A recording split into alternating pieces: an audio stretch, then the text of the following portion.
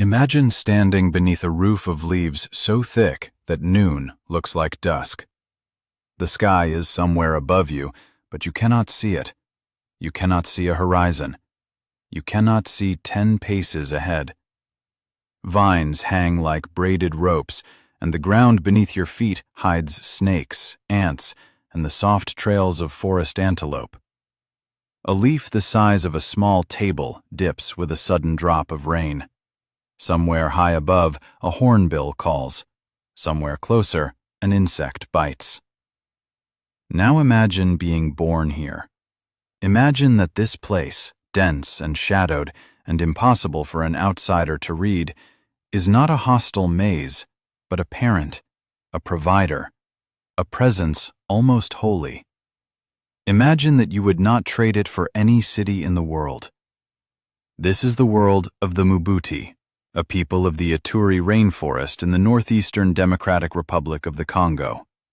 The Ituri stretches across a vast, low basin of running water and uplifted clay, fed by the Aruwimi and the Nipoko, woven through with the Epulu and dozens of smaller streams. It is one of the densest tropical forests on Earth, and the Mbuti live inside it as fully as fish live inside a river. They share the wider Congo basin with related communities, the Efe, who live further to the east of the Ituri, the Aka, who range across the Central African Republic and the northern Congo, the Baka of Cameroon and Gabon, and the Twa of the Great Lakes region. Outsiders once lumped these peoples under a single label borrowed from ancient Greek. Each community is in fact its own people, with its own dialect, its own songs, its own paths. What they share is older than any colonial map. They are among the most enduring human inhabitants of the African rainforest, and their lives, every gesture, every meal, every lullaby, are shaped by the trees. To understand the Mbuti, you must first understand what the forest is to them. It is not scenery. It is not a resource to be extracted. It is not, in the way an outsider might use the word, a wilderness. The forest, in Mbuti thought, is alive. It listens. It can be pleased, and it can be saddened. When a hunter has a good day, the forest is awake and generous. When sickness comes, when game vanishes, when a child dies, it is said that the forest is sleeping and must be gently sung back into attention. The Mbuti will tell visitors that the forest is their father and their mother, the giver of food and shelter and clothing, the keeper of their dead. Outside its green walls, a Mbuti person feels exposed, almost orphaned. Inside, even in a downpour, they are home. This is more than poetry. It shapes how they live, how they move, how they build, how they argue, how they grieve. A people who believe the forest watches over them treat it with care. They take what they need. They do not stockpile. They do not fence off territory. They speak softly when entering a new clearing, and they thank the trees from which they take honey or bark. Their religion, if that is even the right word for something so woven into daily breath, is the forest itself. Their homes match that worldview. A Mbuti camp appears, at first glance, as a scatter of small green domes among the giant trunks, like clusters of mossy stones. These are the huts, and they are remarkable. A frame of supple saplings is pushed into the soft soil in a circle, then bent inward and tied at the top, forming a low, rounded dome about the height of a seated adult. Over this frame, the women lay broad leaves, often the great ovate leaves of mongongo, a forest tree whose foliage and nuts are central to many lowland peoples, along with the heavy leaves of forest figs and aroids. They layer the leaves like roof tiles so that rainwater rolls from one to the next and never finds the inside.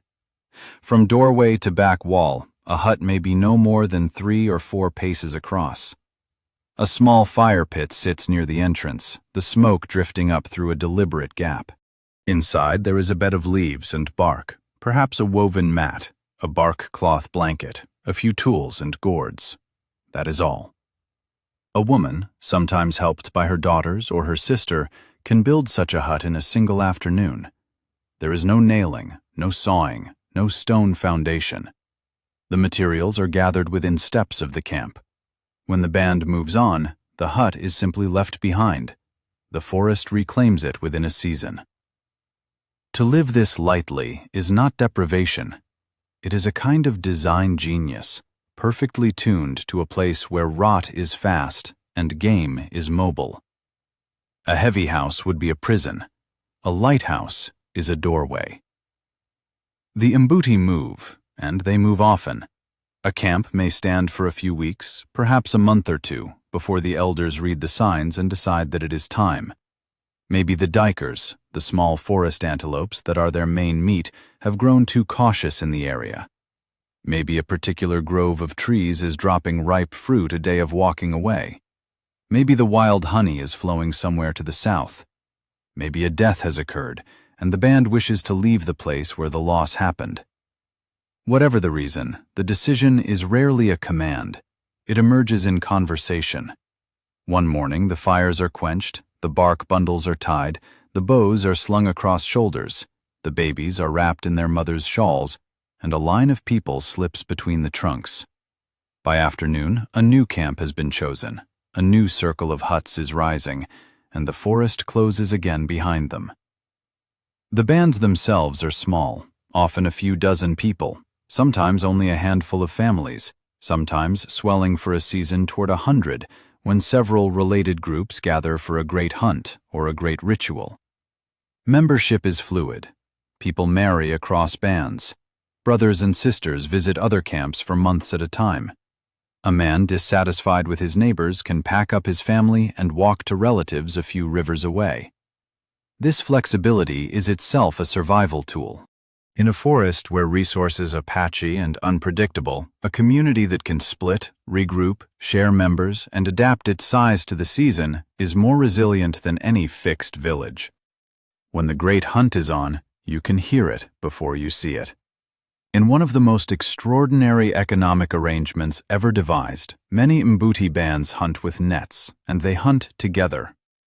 Each hunter owns a long net woven from the tough fibers of forest lianas, dark and supple, sometimes 100 paces long and waist-high.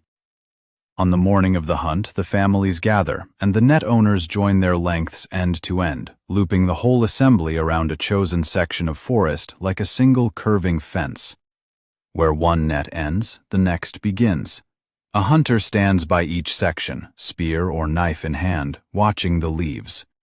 Now the rest of the band fans out on the far side. Women, older children, uncles and aunts spread through the underbrush, and on a signal they begin to walk forward, beating sticks against trunks, clapping, calling, sending a wave of friendly noise rolling through the trees. Hidden dikers and other small game, panicked but not maddened, flee away from the racket and run straight into the soft, half-visible wall of the nets. The hunters lunge, the catch is taken, the kill is quick. Everyone has a part. The men own the nets and stand at the line. The women and children push the game forward. The elders read the wind to choose the right patch of forest. The catch is then divided according to a careful, unwritten code. The owner of the net that caught the animal gets one share. The hunter who killed it gets another. Specific cuts go to specific kin. Old people and nursing mothers are never forgotten. By the time the meat reaches the camp, almost no one is empty-handed. The net hunt is not simply a method of catching food, it is a portrait of a society. It is impossible to do well alone. It requires that people show up, work together, share, and trust that the meat will come round to them. A net hunt can yield nothing one day and feast for 2 days the next, and the community absorbs both outcomes together. To watch one is to understand why a Mbuti might pity, rather than envy, a person who must hunt for himself in solitude. Not every group leans on nets. The Efe, who live further east in the Ituri, are renowned as bow hunters, and among many Mbuti bands, the bow is used alongside the net or in different seasons. An Efe hunter carries a small wooden bow and a quiver of slender arrows, some tipped with iron points traded from neighbors, others fletched simply, some smeared at the tip with a sticky black paste made from the bark and roots of certain forest plants. The paste is a powerful arrow poison, capable of stopping a duiker or a monkey within minutes once it enters the bloodstream. The hunter himself, of course, must avoid the tissue too close to the wound, and the women carefully cut it away when butchering. Bow hunting is a different art from net hunting. It is patient, individual, often solitary. A hunter moves alone or with a partner, reading the forest floor for fresh tracks, listening for the soft tap of falling fruit that tells of a feeding troop overhead.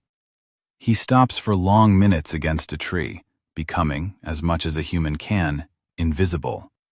He shoots upward into the canopy at a colobus monkey, or low into the brush at a porcupine, or across a clearing at a feeding duiker.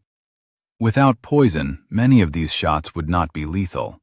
With poison and patience, the meat comes home. To shoot well with such a small bow at moving game in a tangle of leaves is a skill that takes a lifetime to refine. Children begin practicing on insects and tiny birds when they are barely tall enough to draw the string.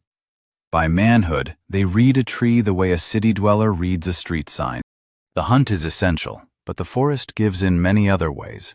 And among all of them, the Mbuti love one above the rest: honey. When the honey season comes, the whole tone of camp life changes. People talk about it for weeks beforehand. Children dream of it.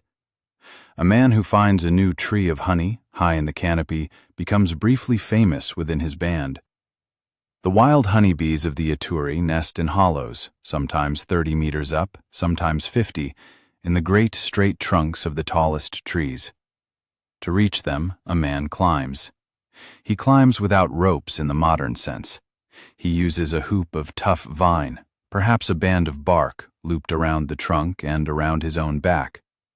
Leaning back into the loop, with his bare feet flat against the bark, he edges the loop up by inches, then walks his feet up after it, then edges the loop up again.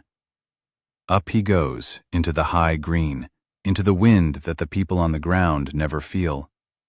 He carries a small bundle of smoldering leaves or a torch, and a basket or gourd. At the hive, he blows smoke into the entrance to calm the bees. He breaks open the chamber. He scoops out comb, dark with brood and golden with nectar, and drops it down to those waiting below, sometimes letting it down in a wrapped leaf bundle on a vine. Stings cover his shoulders. He laughs. On the ground, the camp gathers. Honey is shared. Children chew the wax until it is white. Women squeeze the comb into gourds. Songs about honey rise into the evening air. A whole community can grow plump in a few weeks of a good season. The Mbuti speak of honey with the same intensity that other peoples reserve for love, and any account of their life that omits honey misses something at the very heart of who they are. Yet honey and meat are only two threads in a vast woven web of forest foods. Walk with a Mbuti grandmother through what looks to your eye like undifferentiated green, and a different forest reveals itself. She points to a sapling whose bark, scraped and boiled, soothes a stomach. She kicks a low mound and shows you, glistening below, the rich body of a termite colony to be roasted. She breaks a branch and out tumble fat, white grubs, a delicacy. She digs at the base of a vine and pulls free a long, pale yam, a wild tuber as nourishing as any cultivated crop. She names mushrooms by shape and smell, gathers them into a leaf wallet, leaves the suspicious ones untouched. She points up to where a particular liana hangs and explains that in 3 months those fruits will be ripe and a certain monkey will come for them, and a hunter should be waiting. Forest foods also include the buttery seeds of mungongo and other large trees, oily and storable. They include caterpillars in seasonal abundance, gathered by the basketful and dried or fried, a source of protein so important that whole weeks are organized around the caterpillar harvest. They include snails the size of a fist, freshwater crabs, small fish trapped in stream pools by women using leaf baskets, and natural plant compounds gentle enough to be selective. They include leaves cooked as greens, bark scraped for tea, fruits that ripen for only a few days and must be remembered year after year. To know this forest is not to memorize a list. It is to hold a living calendar inside one's body, attuned to the smell of the air, the call of birds, the angle of light, the dampness of the soil. The Mbuti are not the only people in the Ituri.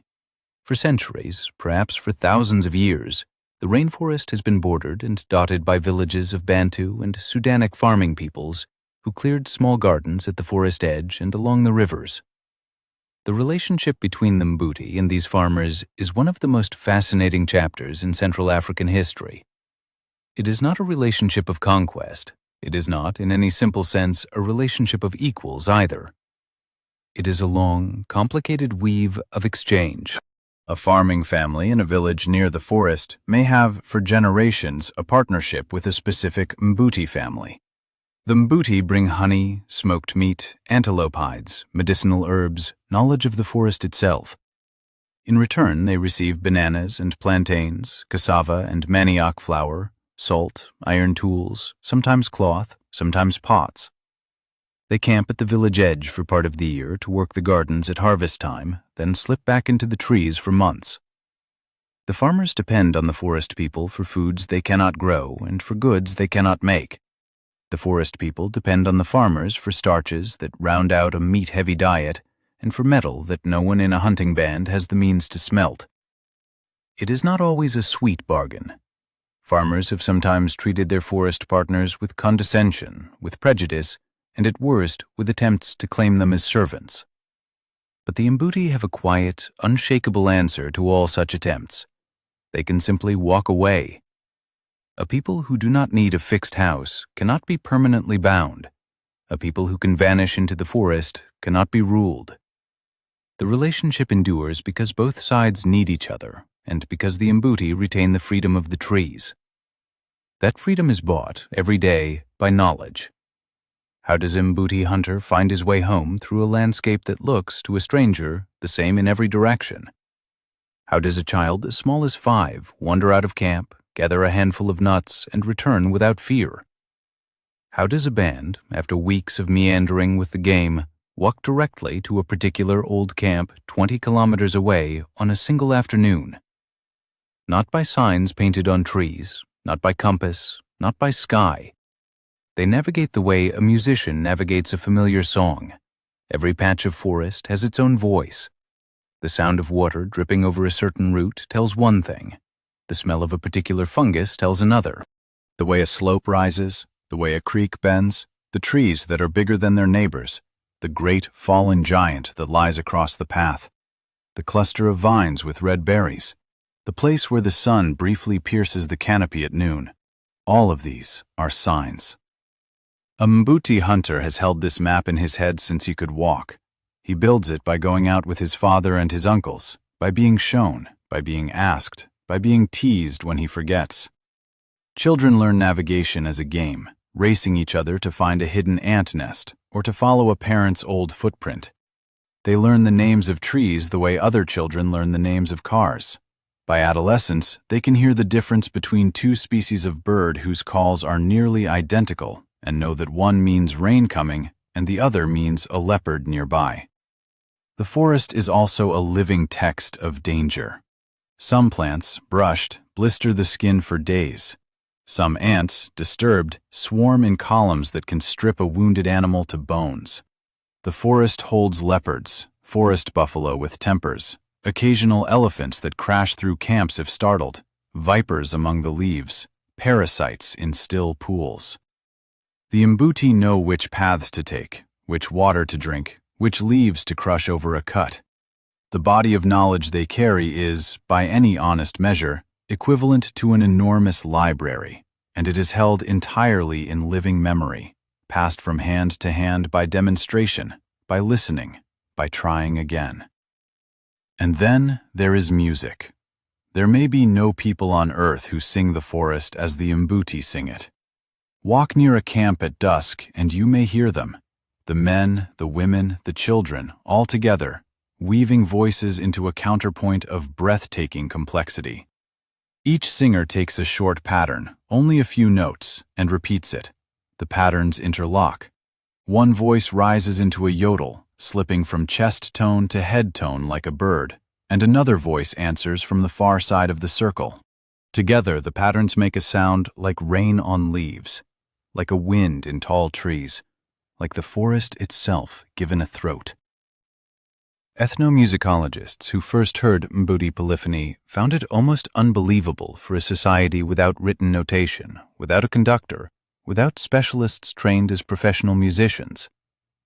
Every Mbuti is a musician. The music is a collective property, sung not for an audience, but for the forest and for the joy of being together inside it. Some songs are everyday songs, sung at any work or rest. Others belong to the great rituals. Among the most beloved is the molimo.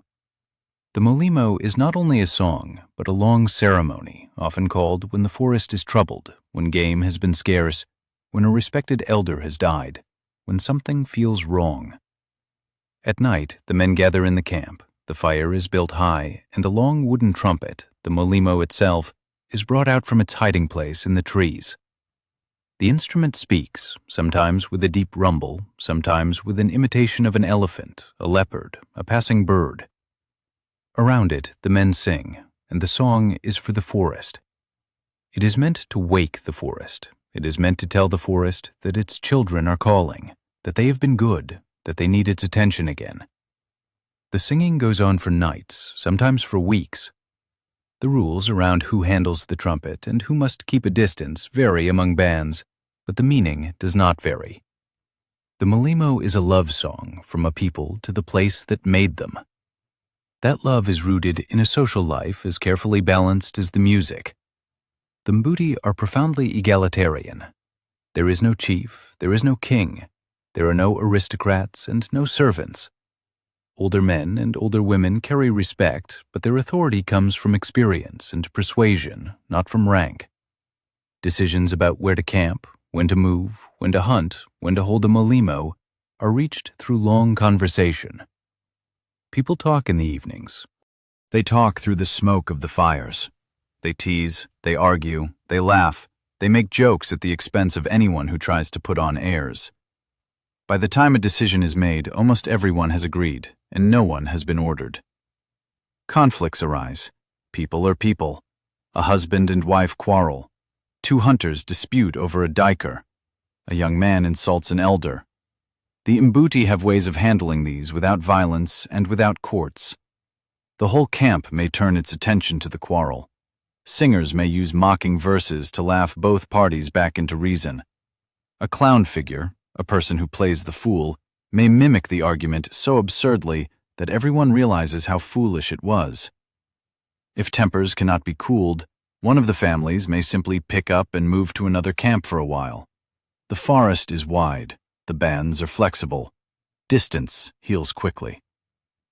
Women have a powerful role in this society.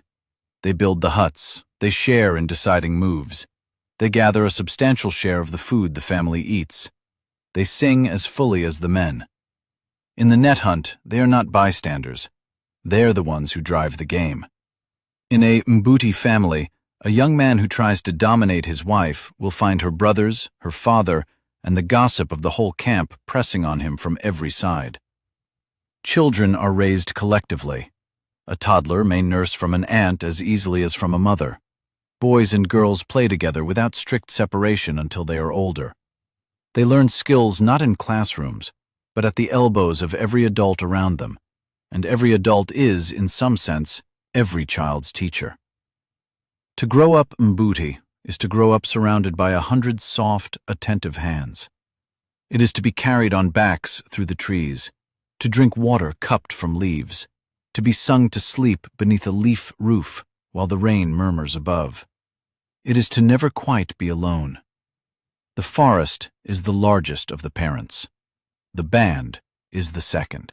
There is, in this kind of childhood, a security that wealthier societies often struggle to imitate. All of this still exists. The Mbuti are not a memory, they are a living people. Children are being born this year in the camps of the Ituri. Bows are being strung, nets are being mended, honey is being eaten. Polyphony is rising in the evenings from leaf domes that no satellite picture can find. But the forest itself, the very ground of their being, is under pressure as never before. Industrial logging cuts roads into the Ituri. Trucks haul out the great trees on which the honeybees and the colobus monkeys and the dikers and the people all depend. Commercial bushmeat hunting, supplied by these same roads, empties the forest of the very animals that the Mbuti hunt with their nets. Wars, which have rolled across the eastern Congo for decades, have driven militias and refugees through forest territories, sometimes turning the forest itself into a battlefield. Conservation projects, well-meant but sometimes poorly designed, have at times pushed Mbuti out of areas they have used for centuries in the name of protecting wildlife, treating the people as intruders in a forest they have shaped and been shaped by since before any nation drew a line on a map. National development plans sometimes envision the Mbuti as a backward population to be modernized, settled, schooled into farming villages, separated from their forest, and rebranded as something other than what they are. Beyond all this, there is plain prejudice. In some of the towns at the forest edge, Mbuti are treated as second class, mocked for their height, refused service, paid less for the same work. There are reports, persistent and disturbing, of violence against forest peoples in conflict zones.